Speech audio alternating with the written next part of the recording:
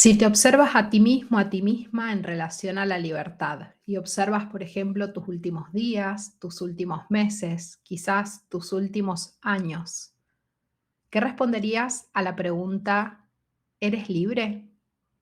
Te voy a contar algo que me pasó a mí en relación a esto. Yo en el año 2008 conocí el eneagrama y en el año 2004 había comenzado mi proceso de autoconocimiento, es decir, que llevaba 4 años trabajando en mi desarrollo personal. Esos 4 años fueron intensos, primero porque realmente estaba muy comprometida con mi crecimiento personal y muy dedicada a observarme, a conocerme, a tomar decisiones, a modificar cosas. En ese momento la idea era distinta a lo que se enseña hoy en algunos espacios, como en Enneagrama Integral. Más bien era luchar contra el ego y un poco era conocer el ego para dejar de vivir desde el ego y había mucho foco en mirar en qué momento estoy viviendo desde el ego, eligiendo desde el ego, respondiendo desde el ego y en qué momentos desde mi ser. Ese era el foco que había tenido desde el año 2004 hasta el año 2008 en el que conocí el eneagrama. Y aunque llevaba 4 años dedicándome a esto de trabajar en mi desarrollo personal y con este foco tan de ir en contra del ego, quiero decirte que lo primero que me pasó fue muy incómodo. Y es que con el eneagrama me di cuenta de que muchas de las cosas que yo hacía en nombre del desarrollo personal y que creía que eran parte de mi camino de transformación, como si las estuviera eligiendo desde la libertad para mi transformación y mi desarrollo personal, en realidad muchísimas de esas decisiones, por no decir la mayoría, que había tomado en esos 4 años, estaban totalmente condicionadas por patrones que el eneagrama los organizaba en 9 tipos de patrones, 9 tipos de ego o 9 eneatipos. Cuando descubrí cuál era mi eneatipo dominante, me di cuenta de que no era para nada libre.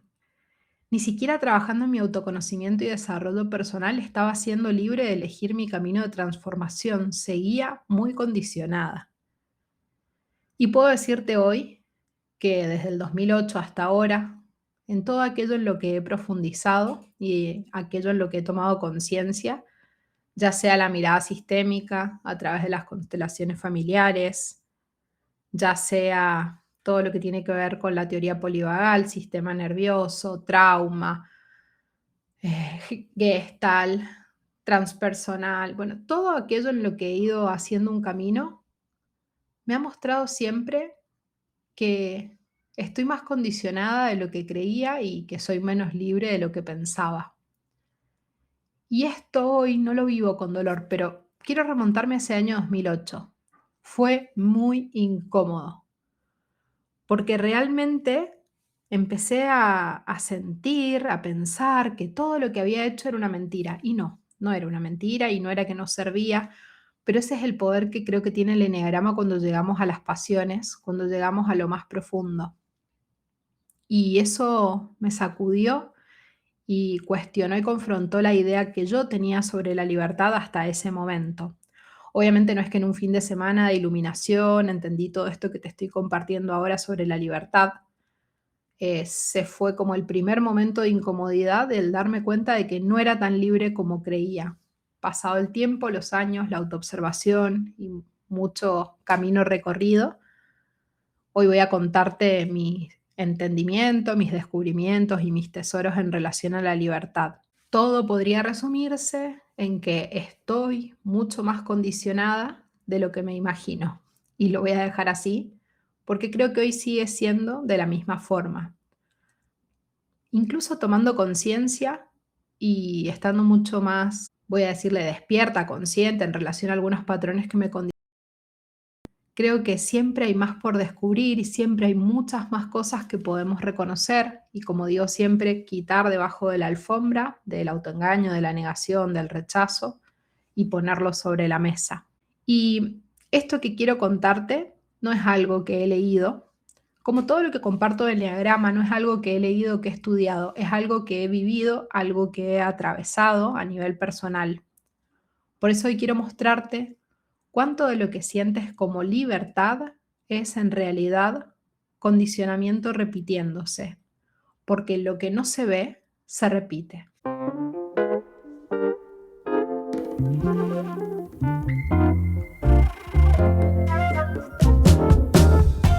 Estás escuchando Amable Revolución, un espacio para dejar de evitarte y comenzar a explorarte. Soy Melissa Santilli y en cada episodio te invito a hacer una pausa necesaria, porque sé que habitarte con amabilidad es un acto revolucionario. Muchas veces damos por hecho que casi todo el tiempo estamos eligiendo cómo actuar, que cuando reaccionamos de cierta forma frente a una situación es porque así somos o porque así decidimos. Y hoy quiero cuestionar eso. Lo que sentimos como libertad muchas veces es un patrón organizado que se activa cuando dejamos de habitar nuestro centro, cuando dejamos de estar conscientes, presentes. No se puede entender como una elección de tu ego o de tu yo, porque no es una elección en definitiva, es un patrón que no pide permiso, que actúa primero y recién después, si hay conciencia, lo notamos. Esto de lo que estoy hablando no aparece una sola vez ni en un momento puntual. Es una forma de estar en la vida que se repite una y otra vez en situaciones muy distintas. Alguien puede sentir que elige la calma frente a un conflicto, cuando en realidad ese patrón de evitar aparece de manera constante, hasta convertirse en un fondo permanente. Está tan presente que deja de llamar la atención y ya no parece un patrón porque parece la forma de ser. Todos los patrones condicionados comparten tres características. Si entendemos esas tres características, es mucho más fácil reconocer esos patrones que nos condicionan. Y cuando hablamos de eneatipos, lo que define que una persona sea de un eneatipo es el patrón más profundo en el eneagrama llamado pasión, algo de lo que normalmente no se habla, porque el eneagrama se ha popularizado de una forma superficial, donde las personas se enfocan en conductas visibles o en estereotipos. Es como la caricaturización del ego para que sea más comercial, más popular, más fácil de difundir. La pasión no es algo que como patrón podamos verla de afuera con tanta claridad. Hay que mirar dentro.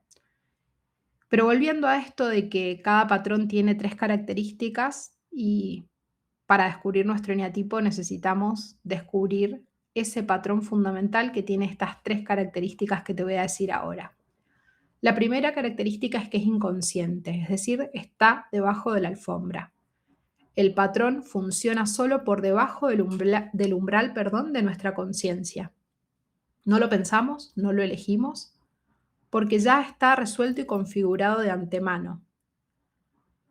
Esto sucede, como digo, sin que nos demos cuenta y no hay un momento en el que nos hayamos sentado a decidir nada en relación a ese patrón. Simplemente ocurre, ha ocurrido históricamente, por eso está en total transparencia. La segunda característica es que es repetitivo. No es algo eventual, circunstancial, no es algo que de vez en cuando. No, es repetitivo y por ser repetitivo, sumado a que es inconsciente, es excesivo. Entonces, se activa una y otra vez aunque las situaciones cambien. Y aquí hay una clave, no se activa por lo que pasa afuera, se activa porque eso es algo que surge, que nos mueve, que nos impulsa desde dentro nuestro, más allá de lo que esté pasando afuera. Te voy a dar un ejemplo que muchas veces doy en mis clases. Si yo tengo un patrón de desconfianza, no desconfío porque esté pasando algo afuera que me da motivos para desconfiar. Si yo estoy hablando con una persona que me ha mentido varias veces en el último tiempo, una persona que yo tengo la alerta, la alarma activada, es lógico que desconfíe y mi desconfianza surge de algo que está relacionado con el estímulo, el impacto del afuera. Ese afuera, esa persona de la que estoy desconfiando, tengo motivos para desconfiar, entonces lógicamente viene de afuera la desconfianza.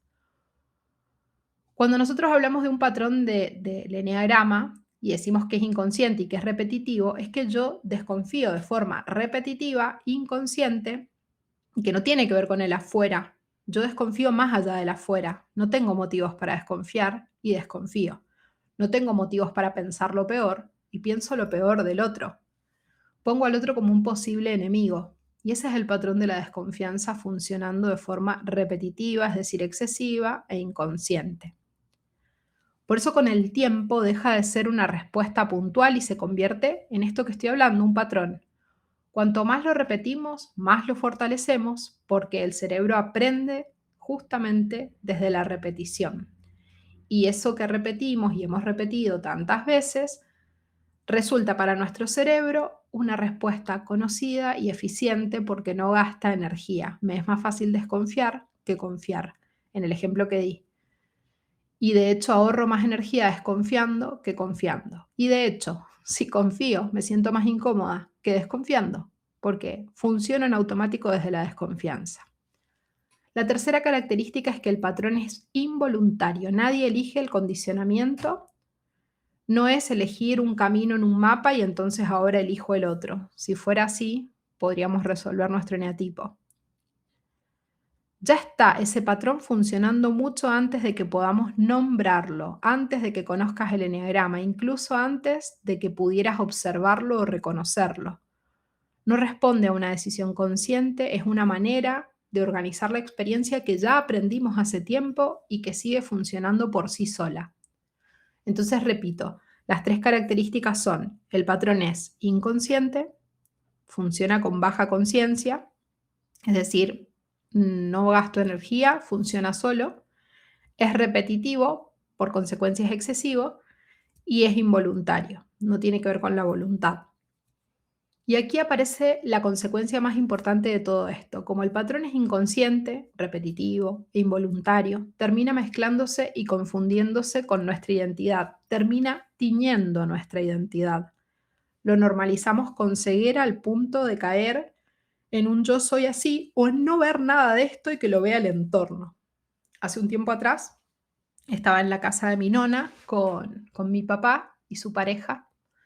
Y entonces mi papá cuenta una situación que para él era súper lógica y su pareja dice, no, es que él desconfía de todo, es que desconfía del mundo entero, siempre piensa lo peor de todo. Y mi papá inmediatamente dice, no, yo no soy así. O sea que hasta incluso, más que relacionarlo con un yo soy de esta manera, hasta incluso podría ser un no, yo no soy así. Porque ahí está la ceguera. Esos patrones que a veces los demás, de las personas de nuestro entorno, nos ven porque los repetimos, porque caemos en esto una y otra vez, quizás nosotros no lo vemos, lo justificamos, lo entendemos de otra manera. Coincido con la novia de mi papá, ¿no? O sea, pienso que él suele desconfiar y creer lo peor, etcétera. Entonces, él no lo ve, pero su novia sí. Y mi papá, que no tiene ni idea de eneagrama, no le interesa nada esto del autoconocimiento, no cree en la psicología. Bueno, y le sale una hija como yo. Un problema más para agregar a la lista de los motivos por los que no puede quizás confiar en el mundo, en la vida. ¿Qué va a hacer? Bueno, volviendo al tema, podemos decir que cuando el patrón lo repetimos tanto, lo dejamos de cuestionar y se vuelve como parte del paisaje. Poco a poco va consolidando, una cierta imagen, un autoconcepto. Y siguiendo con el ejemplo de mi papá, podríamos decir que él puede armar un autoconcepto de no, yo no soy desconfiado, soy precavido, por ejemplo, aunque el entorno diga que es desconfiado. O al contrario, podría decir, sí, a mí me cuesta mucho confiar, pero ya lo está llevando al territorio de la identidad. Cualquier persona que repite patrones termina justificando el patrón y llevándolo a la identidad de una forma justificada o reforzándolo en la identidad, cayendo en un yo soy así. Esto cambia por completo la idea de libertad con la que solemos convivir, porque sentirte libre no es lo mismo que serlo. Puedes sentir que eliges muchas cosas y sin embargo estás recorriendo el mismo camino que el automático ya definió. Piensa esto, el patrón ya estaba funcionando antes de que empezaras a mirarlo, como dije.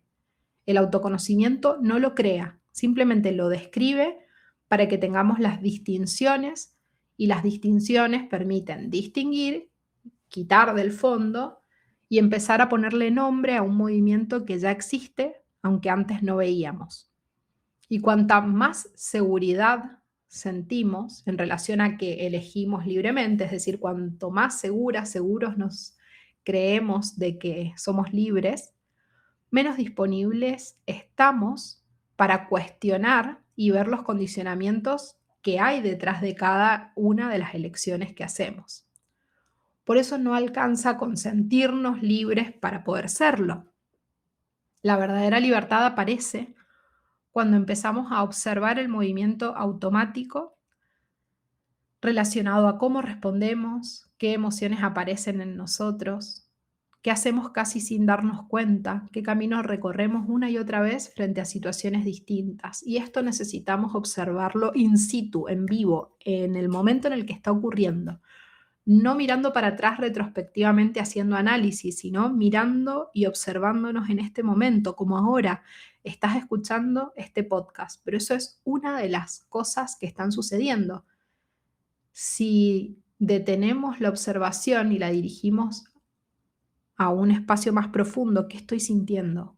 ¿Qué estoy pensando? ¿Qué estoy necesitando? ¿Qué estoy evitando?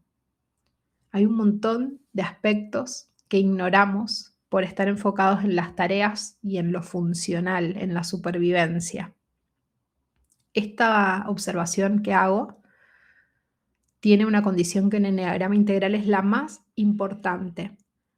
Y es que observarte, como te acabo de decir, de tener el automático para observarte, para mí es fundamental que se combine con la amabilidad, porque también podríamos observarnos desde el juicio y desde el rechazo.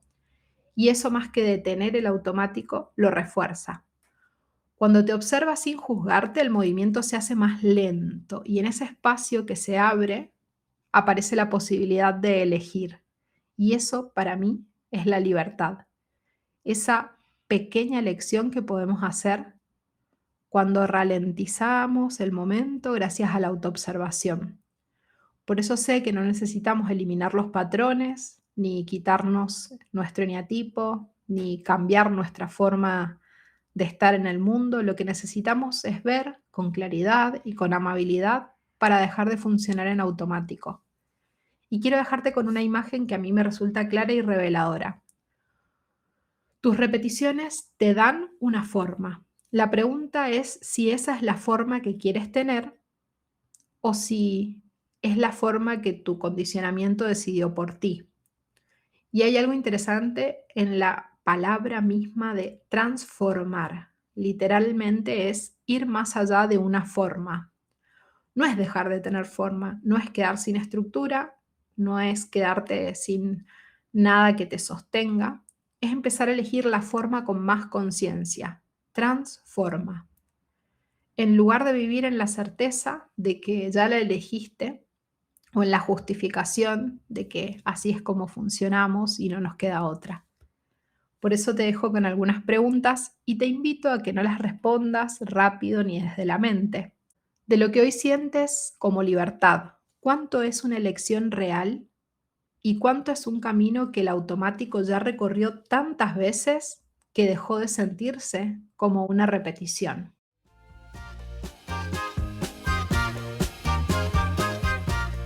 Esto fue Amable Revolución. Y una vez más, estás eligiendo habitarte con amabilidad. Si el episodio te resonó, deja en los comentarios con qué tesoro te quedas hoy. Y no te olvides de compartirlo con quien sientas que le puede servir. Yo me despido. Hasta la próxima revolución interior.